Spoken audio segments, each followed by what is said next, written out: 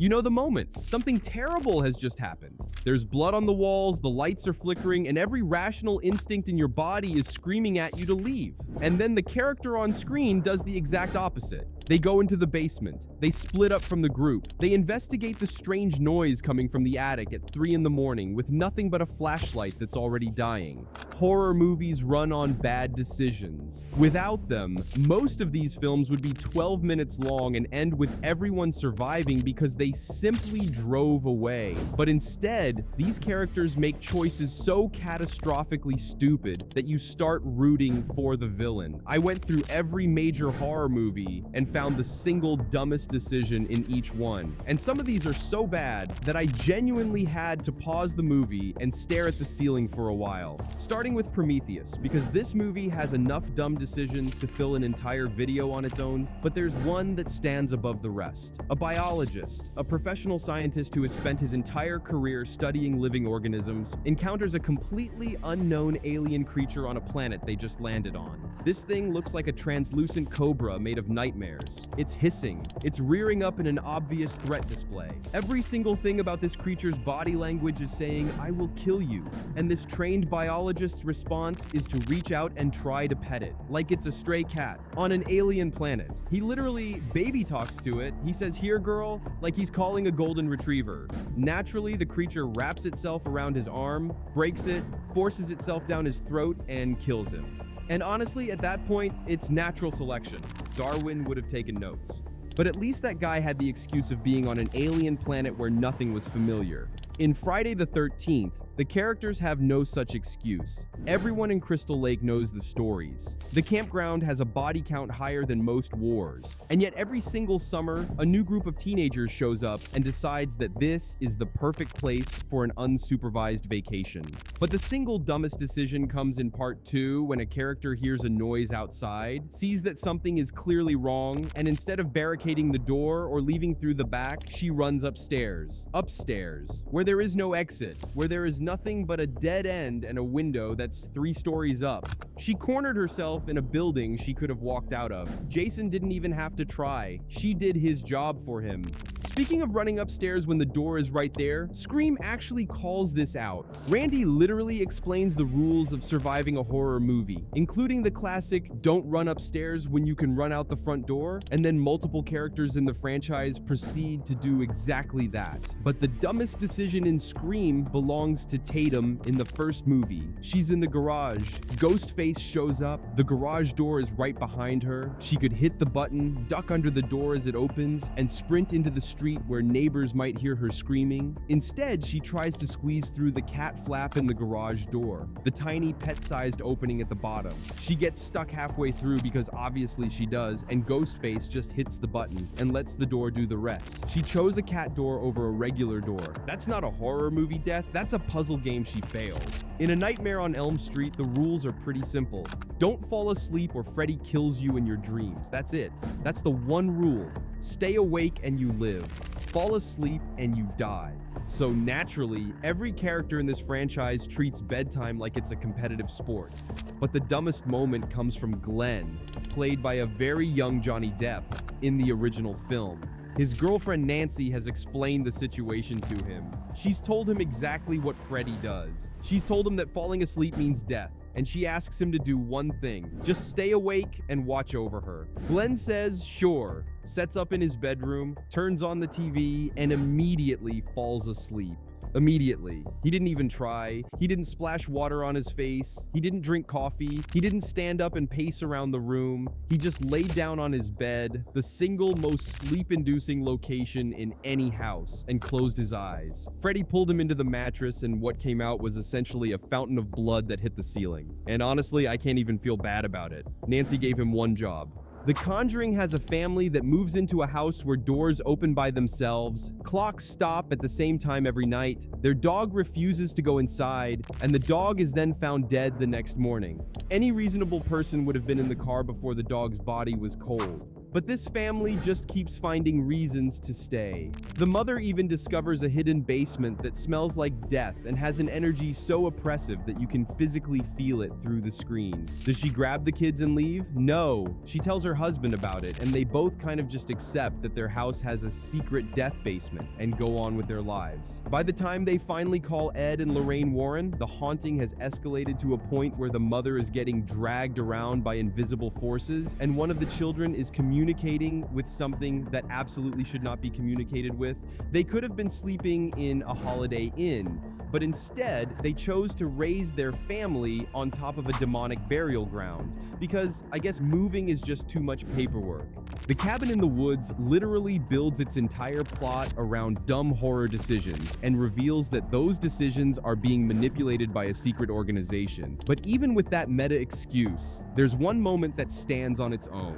The group finds a basement full of clearly cursed objects. There's a puzzle box, a diary written in blood, a music box that plays itself, and about 40 other things that scream, "Do not touch me." Naturally, one character reads aloud from the diary, which is written in Latin, and accidentally summons a family of zombie rednecks. She read from the clearly evil book out loud in the clearly evil basement of the clearly evil cabin. Even in a movie that's making fun of this exact trope, it's still painful to watch. In Alien, the Nostromo crew picks up a distress signal from an unknown planet. When they investigate, they find a cave full of leathery eggs that are clearly organic, clearly alien, and clearly not something you should put your face near. Kane, ignoring every possible survival instinct, leans directly over one of the eggs to get a closer look. The egg opens, something jumps out and attaches to his face, and now the crew has to deal with the consequences of Kane's decision to personally inspect an alien egg with his eyeballs from 6 inches away. But the dumbest decision in Alien isn't Kane's curiosity. It's the crew letting him back on the ship with the thing still on his face. Ripley, the only person thinking clearly, says no. She cites quarantine protocol. She says they don't know what this organism is and they shouldn't bring it inside. And Ash overrides her and opens the door anyway. That single decision killed almost everyone on the ship. If they had followed Ripley's advice and left Kane outside until they understood what they were dealing with, the xenomorph would have never made it on board, and the movie would have ended 45 minutes early. Ripley was right from the start, and nobody listened, which honestly is a pattern that extends well beyond horror movies. In Hereditary, things go wrong the moment the family decides to let their teenage son take his younger sister to a high school party. She has a severe nut allergy. He knows this. The party has food everywhere. He immediately abandons her to go smoke with his friends, and she eats something containing nuts, goes into anaphylactic shock, and sticks her head out the car window to breathe while her brother is racing to the hospital. And then the unthinkable happens. That scene is devastating, but the decision chain that led to it is almost entirely preventable. A teenager with a life-threatening allergy was brought to an uncontrolled environment with no supervision and no EpiPen visible anywhere in the scene. The brother's decision to abandon her at the party is the catalyst for everything horrific that follows in the rest of the film. Every demonic event, every breakdown, every nightmare traces directly back to that one choice to leave his sister alone. Chapter 1 has a scene where Georgie is standing in the rain talking to a clown who is inside a storm drain. A storm drain.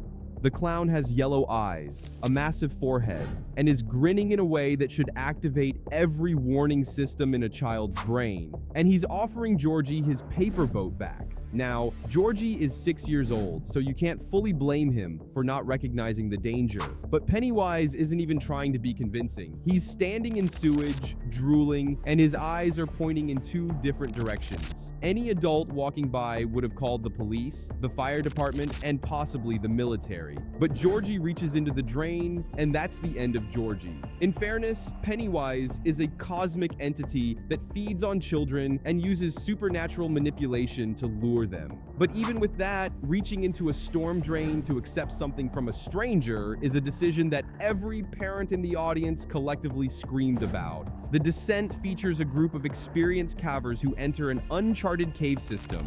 Uncharted meaning nobody knows it exists, nobody knows they're going in, and nobody will know where to look if something goes wrong. One character deliberately chose this cave and didn't tell the others that it wasn't the cave they had originally planned to explore. So when the tunnels collapse and they're trapped underground with no map, no rescue team coming, and a colony of blind humanoid creatures hunting them by sound, every bit of the nightmare they experience traces back to one person's decision to surprise her friends with an adventure in an unmapped cave. There is a long list of things you should never surprise people with, and an uncharted cave full of subterranean predators is very near the top. In Get Out, Chris notices something is off from the very beginning. The family is strange. The housekeeper and groundskeeper behave like they're running on different software. His girlfriend's reactions don't quite match the situation. His best friend Rod explicitly tells him on the phone that something is wrong and that he should leave immediately. Rod is practically begging him to get out. The movie is literally called Get Out, and Chris stays. He stays through the uncomfortable dinner, he stays through the bizarre garden party, he stays through the hypnosis session, and he keeps staying until he's physically unable to leave. Now, the film brilliantly uses social pressure and racial dynamics to explain why Chris doesn't just walk out, and that's part of what makes it so effective. But from a pure survival standpoint, every single sign was there from the first night, and Chris had multiple clear exits that he chose not to take. Rod was right. Rod is always right. Listen to Rod. In the Texas Chainsaw Massacre, a group of friends are driving through rural Texas and they pick up a hitchhiker. This hitchhiker is visibly unwell. He's twitchy, he's rambling, and within minutes of being in the van, he pulls out a knife and cuts himself. And then he cuts one of the passengers. At this point, they kick him out, which is the correct decision, but it should never have gotten that far. The man was showing every possible red flag from the moment they saw him standing on the side of the road, but even after this encounter, the group doesn't turn around and drive to the nearest city. They continue deeper into rural Texas. They find an isolated farmhouse. They go inside the isolated farmhouse. They separate inside the isolated farmhouse, and one by one, Leatherface introduces himself. Every death in this film happens because the group kept driving forward after picking up a man who literally slashed someone with a blade inside their vehicle. The correct response was a U-turn and a call to the sheriff. Instead, they drove directly into a cannibal family's dining room. In Don't Breathe, 3 burglars break into the house of a blind man because they heard he has $300,000 in cash hidden somewhere inside. Their logic is that because the man is blind, this will be easy.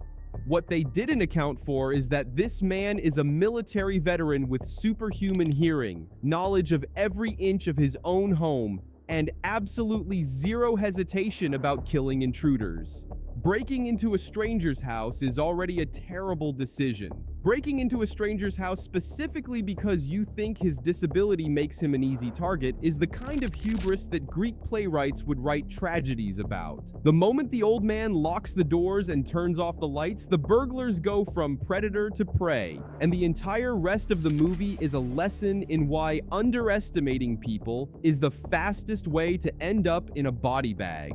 In Split, 3 teenage girls are kidnapped and held in a basement by a man with dissociative identity disorder who has 23 distinct personalities. Some of these personalities are sympathetic and try to help the girls. Others are hostile. And one, the Beast, is something else entirely. But the dumbest decision isn't made by the girls. It's made by the therapist, Dr. Fletcher, who knows about Kevin's dangerous personalities, suspects something is very wrong, and goes to his home alone to check on him. Alone, at night, without telling anyone where she's going. She is a trained psychologist who understands exactly how dangerous Kevin can be. And she walks into his environment without backup, without a plan, and without anyone knowing her location. She ends up dead, and the girls lose the one person who might have been able to help them, all because a professional who knew better decided to play hero without telling a single other human being where she was going. And finally, the dumbest decision across all of horror belongs to the scientists in Jurassic Park. Yes, Jurassic Park is a horror movie. A T-Rex eating a lawyer off a toilet is horror. Velociraptors hunting children in a kitchen is horror. And the decision to build a theme park full of resurrected apex predators separated from paying customers by nothing but electric fences is the single dumbest choice in the history of cinema. They brought back animals that dominated the planet for 165 million years. Animals that nature itself decided were too dangerous to keep around. And they put them behind a fence and sold tickets. Ian Malcolm said it best. They were so preoccupied with whether or not they could that they didn't stop to think if they should. And when the power goes out and every safety system fails simultaneously, the only surprising thing is that anyone acted surprised. They built a zoo for the most dangerous creatures that ever existed and staffed it with one IT guy who immediately committed corporate sabotage. The dinosaurs eating people wasn't a malfunction. It was the only possible outcome. So those are the dumbest decisions in every major horror movie. And the thing that connects all of them is that every single one of these films would have been significantly shorter if the characters had just listened to the one person in the room who was making sense. There's always someone saying, "Don't go in there," or "We should leave," or "This is a terrible idea." And nobody ever listens. If horror movies have taught me anything, it's that the most dangerous thing in any scary situation isn't the monster. It's the person standing next to you who thinks they know better. Drop your pick for the dumbest horror movie decision I missed in the comments. I know there are plenty. And subscribe because the next ranking is going to be even more controversial than this one.